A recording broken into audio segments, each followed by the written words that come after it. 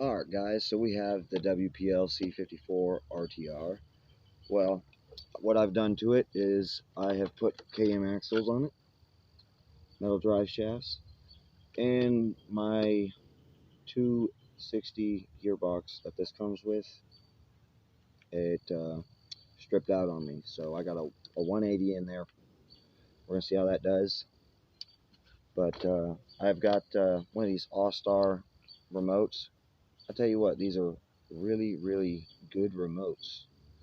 And ESCs because it's a combo, but they're really, really great for their price. It's ridiculous how good I can, like the modulation. You just barely hit the trigger and it'll keep, like with the 370, it'll keep going,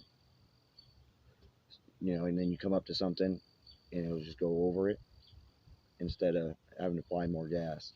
But anyways, let's get this thing on the trail. Check out those links below and like and subscribe.